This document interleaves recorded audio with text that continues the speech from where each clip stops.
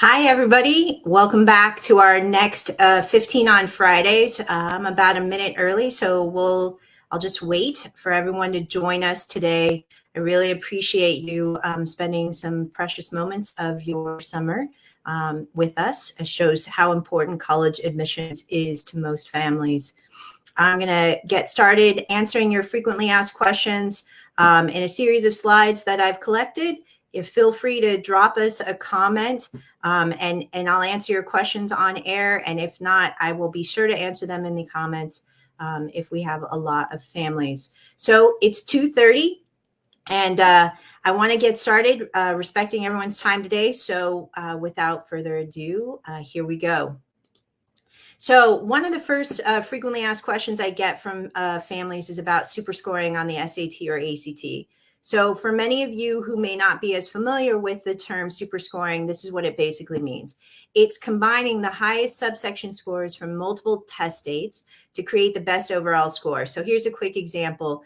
Let's say your student took the SAT twice. If they have a higher reading score from the first time and a higher math score from the second time, college admissions officers will simply combine the two scores, the reading and the math, to make the highest subsection, highest overall score, and then consider that in the admissions process. This is pretty standard practice for most college admissions offices. If you have specific questions, again, please make sure that you check with each admissions office for their specific policy. But in general, for those of you who are rising seniors in the room, on the common application in the testing section, if your student is going to report scores, they have the opportunity to superscore themselves in their self-reported scores. Just make sure that your student indicates that they're going to report scores from multiple test states.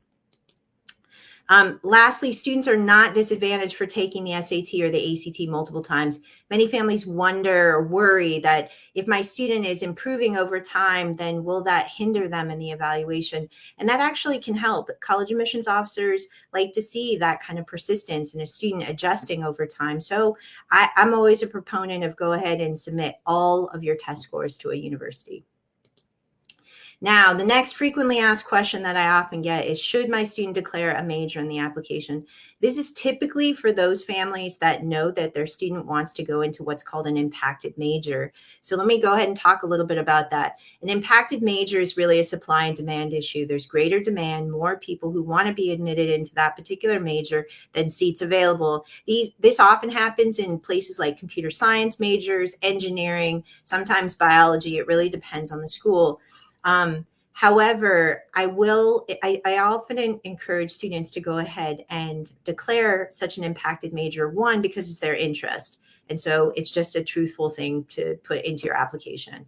But two, if a student isn't admitted into that impacted major, even as a pre-major, they may not have access to the lower division requirements necessary to complete in order to then one day, transfer into that major. So that's where it becomes kind of problematic. Also, when students declare a particular major in their application, college admissions officers gain an understanding of what that student's interest really is at that time that they submit their application. And then also, I wanted to talk specifically about the college application supplemental essays and major choice. So I like to encourage students to think about a college application as sort of the book of their life. And each section of the application is a different chapter telling a different story. The supplemental essays, which are common to the common application and are campus specific, can be, why do you want to come to my college and what do you want to study? So in that, it's very difficult to make an argument for an academic major that is not of your interest.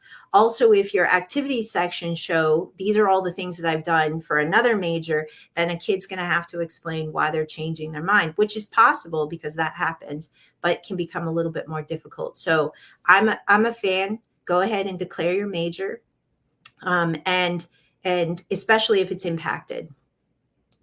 Now, for those students who are clearly undecided, and many teenagers are, this is a common question for families whose kids just finished their sophomore year, they're rising juniors.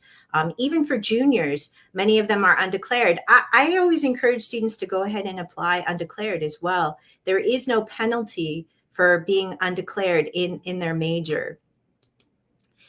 So how can you choose a college without a major? So the first thing I would do is refer you back to our first 15 on Fridays, where I was talking about the fallacy of reach, target, and backup. And I took on the college selection process in more depth, so you can gain even greater insight about how to choose colleges. But for those students who are without a major, here's what I recommend. Go back to the student themselves. What are their interests? What are their strengths? And sometimes kids don't know. They're going to rely on their families who have expertise in them to then be able to tell them, oh, you know that thing you do on a regular basis, or their aunties are constantly saying you should be a lawyer because the student asks a lot of questions or can make strong arguments.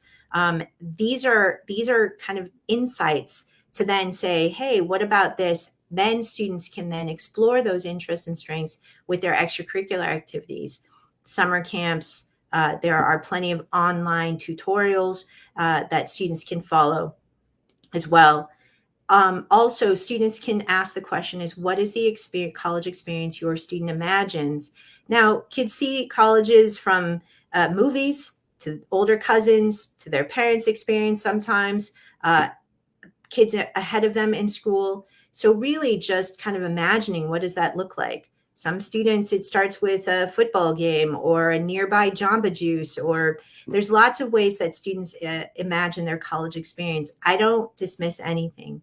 You know, parents often think, well, you have to go there to study a particular area so they can get a job. Yes, students are thinking that too, but I wouldn't dismiss weather and things like that. So also thinking about why a student wants to attend college at all. We often ask students, where do you want to go to college? But we rarely ask them, why are you going to college? And this can be beyond career training. What is it that you're trying to learn about yourself between the ages of 18 and 22? And I know that sounds like a kind of a hippie, late 60s idea, but our maturing to get to know ourselves between 18 and 22 in a protected environment like a college is part of the investment that families are making. And as a consequence, when a student knows themselves more confidently, they can make better decisions as adults and then oftentimes find careers. So some other factors to consider about choosing colleges without a major: distance from your house, the kind of location, urban versus rural, the culture of the school. Again, earlier I mentioned like sports culture versus a smaller liberal arts school where there's a variety of people and ideas that people are talking about. And then other activities, Greek life, clubs. If there's internships, maybe your student has a particular career they're trying out. Are there local companies in that area that are located there that a student could be an intern? So moving on, and again, please feel free to drop us a comment in the comment box. I'm watching them here live. I can answer them on camera, or if not, then I can answer them off, or feel free to DM me your questions as well. So another frequently asked question I get, especially at this time, is how do we visit colleges, or should we even visit colleges during summer? If you are going to be on a campus this summer, please adjust your expectations. Campuses, for the most part, are empty or emptier. They're devoid of a certain everyday culture because there's fewer students. Oftentimes you're dealing with summer camps, and so you have a lot of high school students or younger students on campus rather than college age students. There are less activities like regular club activities and things going on. So you're going to take a bit of an architectural tour, although you can get a sense of a campus. So I'm not a big proponent of visiting colleges during summer, but if you happen to be on vacation and you're nearby a college, you want to see it, you might as well swing by. If you are going to visit colleges, here's some questions to ask during tours. And even if you're not going to visit during the summer, possibly in the fall or later in the upcoming school year. So one question I recommend is, what are common student complaints? And many of these questions I'm going to outline here are for the tour guide themselves. So what are common student complaints? then you can get a sense of how is the university responding to these concerns amongst students. Why are they complaining about it? Can you dismiss this as just sort of teenagers and they're dissatisfied, or is there something greater? And this might be some ideas that you can cross-reference in some research later. Also, what are other colleges you considered before choosing this one? Well, two things. One, you can find out the pros of a particular university and why it won out in the student's estimation over others. Also, for those students who are just starting the college selection process, especially those we were talking about, a couple slides earlier about being undeclared or undecided, then they might get some more ideas about colleges that they might want to add to their list to consider in the future. Asking students to describe the adjustment from high school to college academics. This could be for the tour guide, or even all these questions could be asked if you stop random students on campus as well. And then really, what's the weekend culture? Some universities are known to attract more students from the local region rather than out of the region. And if your student is, let's say, moving states, or like we're here in California, but your student might be moving out to the East Coast, obviously they're not going to just be able to take a random weekend trip home. It's too expensive and there's too many other limits. But if your student is there, but everyone else leaves on the weekend, that can change the social dynamic. So you really want to understand kind of what does it look like on a weekend here on this campus. So moving forward, because I know we're going to run out of time here soon, many students also are thinking about transfer admissions or in the transfer admissions process. Since 2020, and many students decided that they were going to stay home, do community college. But also in the United States, we have this interesting phenomena where about 25% to a third of all students after their first year will leave their four-year university and look to transfer. And that comes back to selection. So I wanted to address this issue a little bit here. So there are two types of transfer: sophomore transfer versus a junior transfer. Sophomore transfers are people who have less, typically around 24 to 30 units at the time of transfer. They've spent 1 year in college. Now, there can be more limited options to transfer as a sophomore versus as a junior. So you really want to understand the transfer admissions process. Out here in California, if you're going to think about a Cal State University or a UC, you definitely want to be a junior transfer. This is true of many public universities across the United States. So you just have to understand the rules. But also, many transfers, especially at the junior level, are admitted by major. So that means that you're required to also satisfy lower division requirements for your particular major upon transfer. But those lower division requirements can vary depending on the university. So students should be aware and really check with admissions advisors and advisors in their intended department for the particular requirements they have to satisfy before applying for transfer. Also know for many families, scholarships like merit aid is a pretty big deal in choosing a university. So sometimes merit scholarship money is typically limited for transfers, but you can certainly ask admissions officers what opportunities there are for your student to be awarded significant money to discount the price of the college. Now, there are advantages to transfer admissions as well. So let's talk about those really quickly. Higher admit rates. Typically, transfer admissions have higher admit rates, although there are some exceptions at Ivy League schools and on that level where, admit rates for first-year students are somewhere around 4%, which puts them in the category of a 95+% denial rate. The higher admit rates don't always apply to those schools. Sometimes they limit, a dozen students maybe are admitted at transfer admissions to 40 to 45. So it really depends on the campus. So you want to understand that before you choose transfer admissions to those to those more selective universities. But generally, there's a higher admit rate for transfer students. Students have more time to prepare. Some students aren't ready to go away to a four-year university, or for those students we were talking about earlier who are undeclared, going to a community college and transferring later gives them an opportunity to explore a variety of majors and interests because it's lower cost and they have all the support of their networks and their community in their hometown.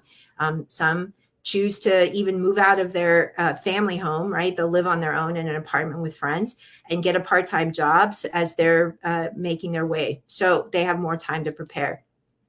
There are lower costs, like I just mentioned, for community college transfers. Typically, the fees are less, and students can save money so that then maybe they can transfer to a higher priced four-year university. And there are lots of guarantee programs as well, which I didn't specifically mention in my bullets today, but there are. And if you have questions about how you can have a guarantee of admissions, please feel free to DM me. So let me move on. And I know we're at 15 minutes, so I really appreciate you sticking with us here. But I have some quick and dirty college essay tips for those rising seniors who are in the trenches writing their complex autobiographies at the moment. So one, really thinking about content versus format. And at these early stages of the writing process, I always recommend thinking about content first. Many families, however, approach these early stages as I have to have 650 words. It has to have an intro. It has to have a body and a conclusion. And kids get constrained by that format. That's why if you think only about content, taking on self-reflective questions like, what am I interested in? What is the story I want to tell about myself? Then they really are unconstrained to really just let loose and tell their story. This is also what I was just talking about, free writing versus prompt writing. Many families are concerned, does this fit a prompt? And some kids need a prompt to kind of grease the wheels, if you will, to get started in their brainstorming. Some kids don't. But once they get started in the brainstorming, I always recommend free writing, kind of stream of consciousness. I'm writing in my journal and my diary, just barfing out any ideas that come to mind about myself. You can sort it out later, and then you can start to put it in a format once you have a better sense of the story you want to tell. Now, autobiographical writing is complicated because we're not just telling what happened to us. Students are needing to figure out what's the meaning of what happened to me. Well, that's a big question. Also, sometimes students are reflecting on situations that were challenging. So there can be an emotional component. You have to give yourself space to kind of work through all of the different stages. I think when you do that, students really have the opportunity to get to know themselves, which is the greater opportunity than just completing an essay for the application itself. Now, AI, there's been a lot of chatter about the dangers of AI, which I'm not recommending typing in, write me a college essay about this subject. But AI can also help in these early stages. Many kids come to me and say, I don't know where to start. How do I even begin to think about my life? Well, you can type into ChatGPT, for example, generate 15 interview questions for a student who is interested in basketball and likes to make souffles in their spare time, but also plays Call of Duty on a regular basis and enjoys hanging out with friends. And then chat will create a list of self-reflected questions for which students can then either start talking about with friends, their parents, their other family members, or even just themselves to start the writing process and really just get used to talking about themselves, which is also a complex piece. Later on in this series of 15 on Fridays, closer to the fall, I'll be taking on the college essay in particular. So stay with us and we'll come back to it. So I really appreciate, I know I'm a little bit over my time today, so thank you for sticking with me all the way to the end. Please feel free to contact me. That's how you can do it. That QR code also will lead you right to our website. And join us in 2 weeks on July 12th, where I'm going to talk specifically about transitioning to college and helping those families whose students are getting ready to leave home for the very first time. So I really appreciate all of you being here. Feel free to take a look at our previous 15 on Fridays, where I take on issues about financial aid and the University of California for those of you who are applying out here to the UC. So thanks for joining us and have a great weekend.